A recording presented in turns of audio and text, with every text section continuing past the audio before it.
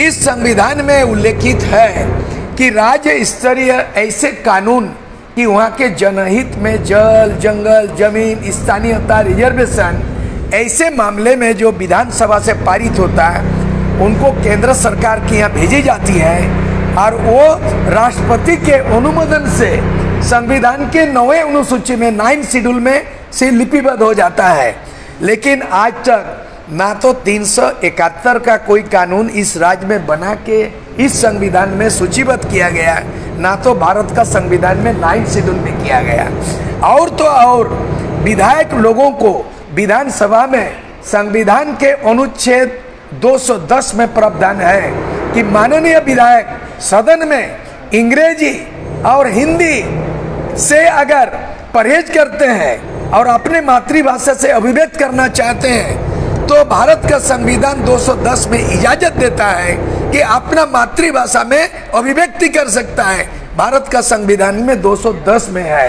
ये भी इन 11 बार सरकार बनी, 5 बार चुनाव झारखंड हुआ कि आज तक रिकॉर्ड नहीं है कि कोई कोठा में विधायक नहीं बोला, कोई संथाली में नहीं बोला, कोई मुंडारी में नहीं बोला, पंच परगना में बोला। झारखंडी भाषाओं को अवहेलना करने का आरोप इन निर्वाचित विधायक पे लगता है। और तो और इस संविधान में लिखा गया है आर्टिकल 350A में the medium of instruction should be mother tongue in primary level compulsorily. और यही कानून लग के बंगाल में 1905 में बंगाल बना, KG to PG बांग्ला में पढ़ाई वहाँ कहीं भी ढूंढने से हिंदी नहीं मिलेगा।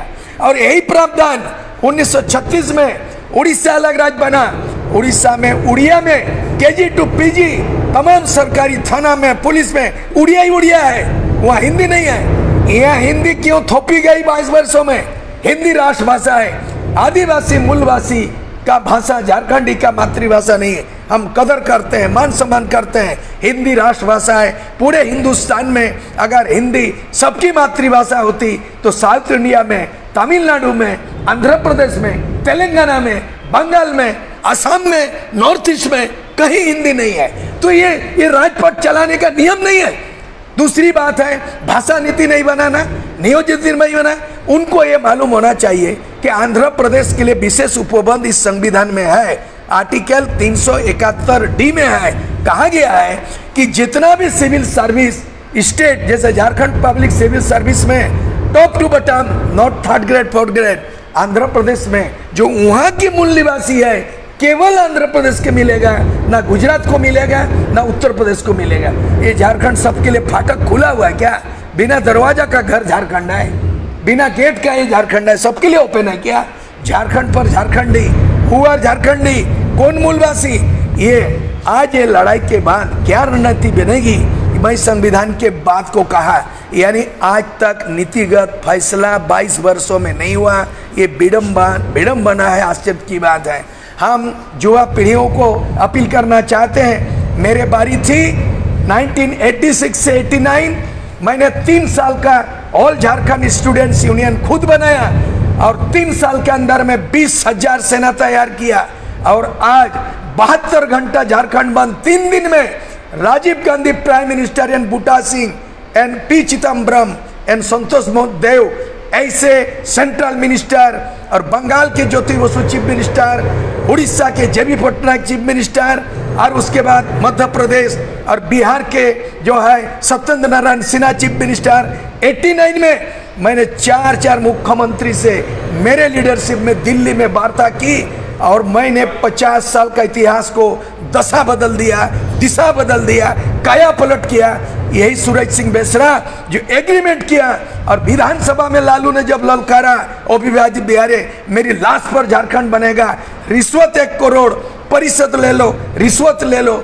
मैंने रिश्वत को ठुकराया, परिषद को ठुकराया और 5 साल का विधायक 1990 में मैं विधायक चुना गया था। हिस्ट्री, इतना वोट नहीं मिला आजादी के बाद। वही सूरज सिंह बेसरा घाटशिला से इतना वोट से एकमात्र आइसू का MLA और लालू के विधानसभा 324 MLA बीच में मैं सदन अकेले चलने नहीं दिया। और अंततः गतवा बोला बिहार टुकड़ा नहीं होगा, मेरे लाश पर झारखंड बनेगा।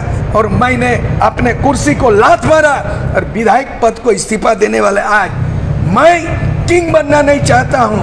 ये वर्तमान ये किंग बेकार है और मैं किंग मेकर बनना चाहता हूँ। हेमंत सोरेन ये किंग बेकार है, इसीलिए सूर सिंह बेसरा किंग मेकर बनना चाहता है। मैं नौजवान को सामने करके उनके हाथ में 2024 में झारखंड का तस्वीर बदलने का सपना देख रहा हूँ, झारखंडियों का तकदीर बदलने का सपना देख रहा हूँ।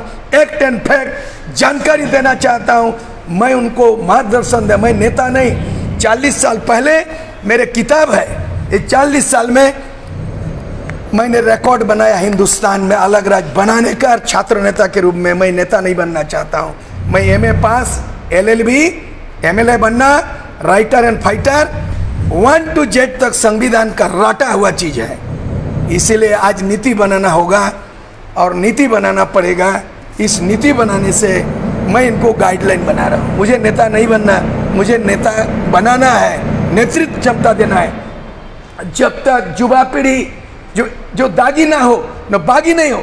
99% 22 साल के अंदर में यहाँ के MLA MP बिकाऊ है। सांसद रिश्वत कांड 1993 में झारखंड मुक्ति मोर्चा इंक्लूडिंग शिबू सोरेन 3.5 करोड़ रुपया में झारखंड को बेचा। और जितना भी यहाँ का PIL हुआ है, 500 करीब PIL झारखंड हाईकोर्ट में हुआ। आज से अधिक धन संपत्ति में अभी हाल में एक तो विधायक जी उस पर हो गया और विधायक की जाएगी। तो बात यह है कि जिनको चुना वही बिक गया और जिनको विश्वास किया वो कोई काम का नहीं आया। इसीलिए हमको लगता है आर पार की लड़ाई लड़नी होगी और जिंदा कौम 5 साल तक इंतजार नहीं करता। डॉक्टर राम मनोहर लोहिया ने कहा था जयप्रकाश नारायण को कि जिंदा कौम 5 साल का इंतजार नहीं करता। 2.5 साल तक देख लिया, इनमें पारदर्शिता नहीं, दूरदर्शिता नहीं, नियत नहीं है, नीति नहीं है। ऐसे सरकार को उखाड़ फेंकने का अपील करता हूं और नया जवान को बोलता हूं कि आने वाला दिन में बागडोर को ऐसा चेंज कर दो। आसाम में all Assam student union Prafulla Mahanta कुंवरों की सरकार बना।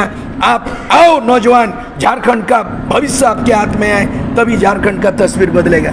मैं नीतिगत आगे क्या रणनीति बनेगा वो डिपेंड करता नौजवान पर। मैं उनको मार्गदर्शन देते रहूँगा। मैंने घोषणा किया और आज मैं घोषणा करना चाहता हूँ कि मैं आने वाला कोई भी चुनाव नहीं लड़ूंगा। ये भी मेरा सेक्रीफाइस होगा। आने वाला ना विधायक ना MP, झारखंड से कोई चुनाव नहीं लड़ूंगा और कोई भी मंत्री से पद का मैं ललायित नहीं हूं। मैं इन नौजवानों को नया लीडरशिप में ऊर्जा दूंगा और नेतृत्व प्रदान करूंगा। इससे जनता मेरे ऊपर क्या या पार्टी क्या करेगा। बीजेपी को रिजेक्ट किया, 85 का स्थानीय नीति बनाया, जनादेश नहीं मिला। ये 32 का खतियान को स्थानीय नीति नहीं बना हेमंत सोरेन JMM, इसको भी जनादेश साफ कर देगी। तीसरा विकल्प बनाने की जरूरत है। झारखंड में तीसरा विकल्प बीजेपी गठबंधन भी नहीं, JMM गठबंधन नहीं। तीसरा विकल्प क्या होगा, ये संकल्प नौजवान को लेना होगा। मैं नीति निर्धारण नहीं कर सकता। नौजवान एकजुट हो, आगे चले, यही मेरी शुभकामना है।